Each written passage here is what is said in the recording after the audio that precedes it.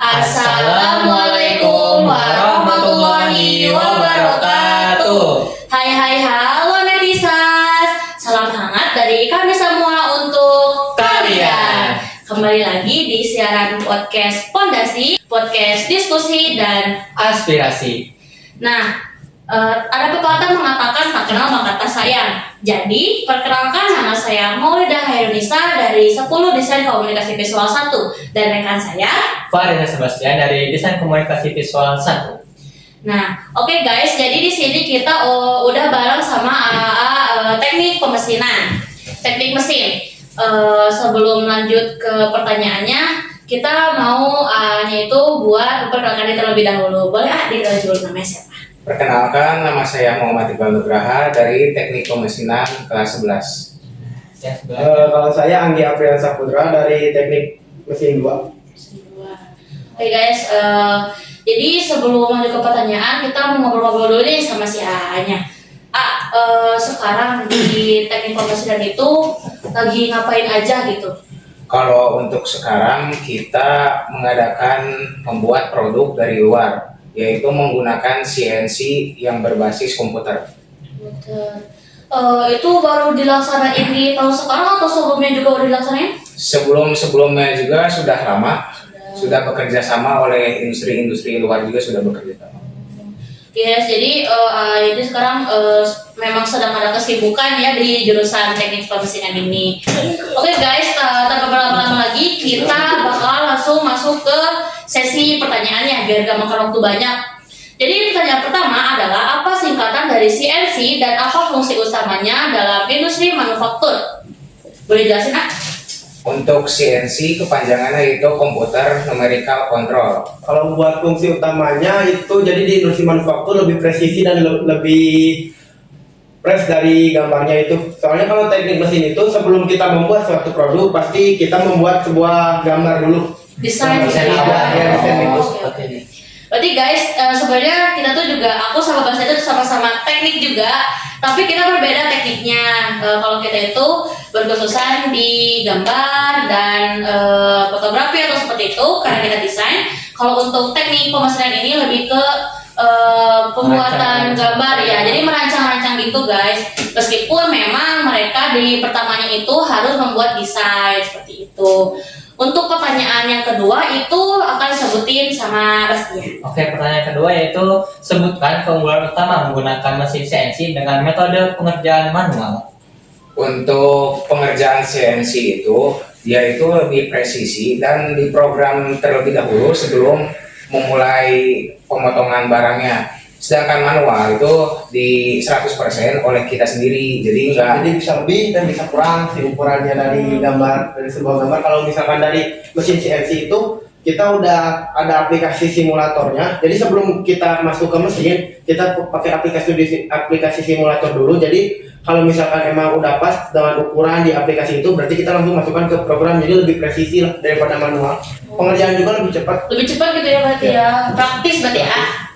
Oke, next pertanyaan itu ada bagian-bagian utama apa saja yang menyusun sebuah mesin CNC? untuk bagian utamanya yaitu mulai dari motor. Motor itu adalah penggerakan dan memutar sumbu-sumbu tertentu agar bisa memulai pemotongan. Dan yang untuk yang kedua yaitu komputernya yang harus dipersiapkan sebelum masuk ke mesin CNC. Soalnya kita juga butuh laptop untuk memprogramnya. Jadi sama aja guys, kalau butuh laptop atau enggaknya di dua jurusan teknik itu tetap kita membutuhkan laptop. Oke, selanjutnya itu ada apa perbedaan mendasar antara mesin CNC 3 sumbu dan mesin CNC 5 sumbu? Untuk mesin CNC 3 sumbu yaitu ada sumbu X, di mana sumbu X itu ke kanan dan ke kiri, dan sumbu Y itu ke depan dan ke belakang. Sumbu Y itu dari atas ke bawah. Nah, sedangkan kalau misalnya ada 5 sumbu CNC, di mana sumbu X, Y, dan Z-nya itu ditambah dengan sumbu A dan B, di mana sumbu A dan B itu bisa pemotongan aerodinamis. Guys, jujur ya, aku mah nggak ngerti. Pak Reza, ngerti gak? Kurang paham aku juga tuh. Ya, guys, kita benar-benar gak paham. Jadi mungkin buat kalian yang lebih mengerti buat permesinan itu bakalan ngerti banget sama apa yang diomongin sama AA-nya tadi. Nah, nih masih ada pertanyaan. Cara menggunakan mesin CNC katanya. Simpel sih sebenarnya teh, kalau kita misalkan biasanya kalau di manufaktur di industri itu udah ada, jadi beda bagian teh program mesin CNC dan gambar. Jadi nanti dari AutoCAD gambar, dari bagian gambar dikasih ke kita ke operator mesin CNC. Kita tinggal masukkan program di situ. Ya misalkan M30 di berapa masukkan program, atau enggak pakai flash disk tinggal masukin, kita tinggal hidupin mesin, buka menu program, tinggal kita pasangin bahan benda.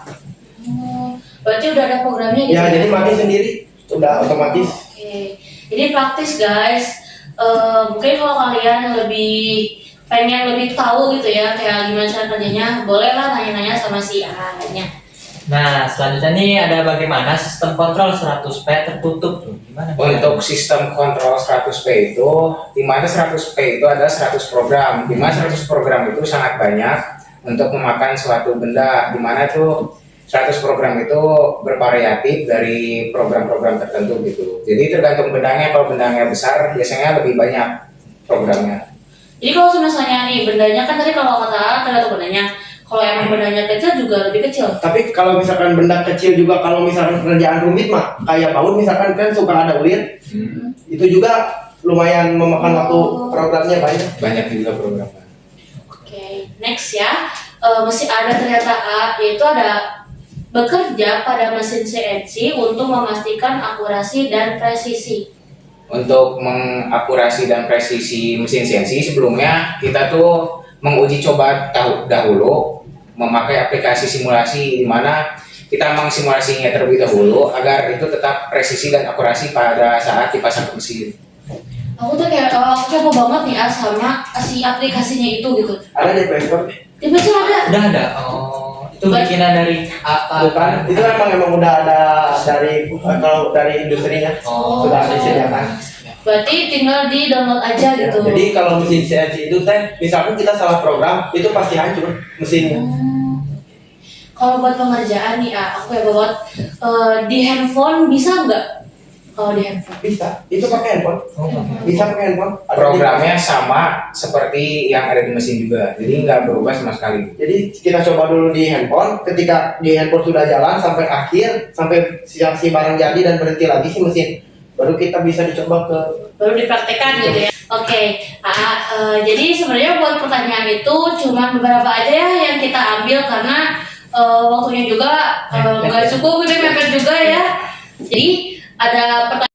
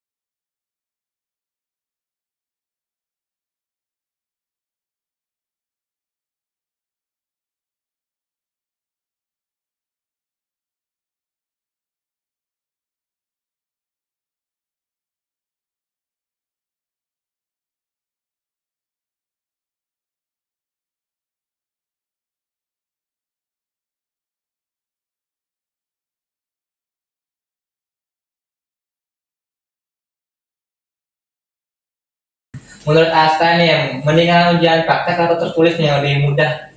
Untuk menurut saya sih mendingan langsung praktek, karena kalau praktek itu bersatu sama mesinnya langsung gitu. Lebih mengerti berarti ya, ada mesinnya juga gitu. Betul. Kalau untuk ayah sama. Lebih enak praktek kan? Lebih enak praktek. Soalnya emang kalau teori mah agak bingung juga, nggak langsung sama mesin mah.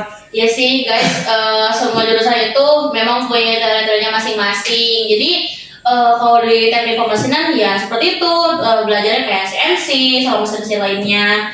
Kalau misalnya nih praktek gitu, praktek salah itu gimana tuh resikonya kalau misalnya salah? Ulang lagi. Ulang lagi. Oh guys, jadi benar-benar ngulang lagi dari awal Ya, harus sampai benar gitu. Iya. Kalau misalnya pelajaran-pelajaran lain ada gak yang terkait sama produktif gitu? MTK paling matematika. Matematika, ada menghitung juga? Banyak lah teh kalau di mesin bubut ada rumusnya. Kayak kecepatan dikali berapa bahannya. Berarti gak cuma mesin aja gitu ya? Kalau misalnya nih menggambarnya manual, ada gak? Emang manual, kelas 10 11 manualnya. Kalau kelas 12 nanti belajar dari komputer namanya AutoCAD.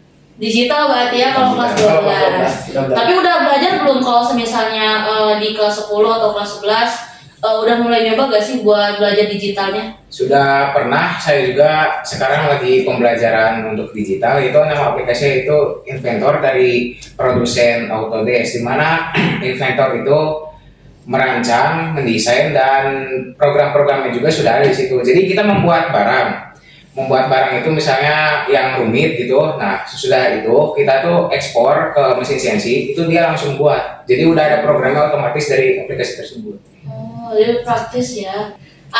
Tadi kan udah jelasin nih kayak CNC kayak gimana, fungsinya atau cara-cara menggunakan mesin CNC itu kayak gimana kan udah dijelasin. Sekarang aku mau nanya gitu, buat kelas itu ada berapa kelas yang angkatan sekarang? 3. 3. Iya. Kalau angkatan A-nya? 3. 3 juga. Angkatan yang kelas 12? 3. Tiga. Turun-temurun 3 berarti? Turun-temurun 3. Konsisten. Enggak, di atas kelas 12, atasnya 2. 2. Oh, lebih sedikit gitu ya. Berarti kalau sekarang lebih banyak. Peminat ya. Jadi kalau misalnya nih pesan gitu buat yang mau masuk teknik mesin gitu, ada gak gitu? Apa yang harus disiapin? Apa aja gitu? Kan ini lebih senior gitu ya. Kalau disiapin paling ke satu mental. Karena kita kelas 11 TPM 2 sama 3 udah melaksanakan praktek kerja lapangan di semester 1 di semester 3 itu, jadi paling mental sama fisik yang memang harus disiapkan. Itu khususnya itu ya, Ya, mental dan Kalau dari material sendiri ada nggak yang harus dipersiapkan? Untuk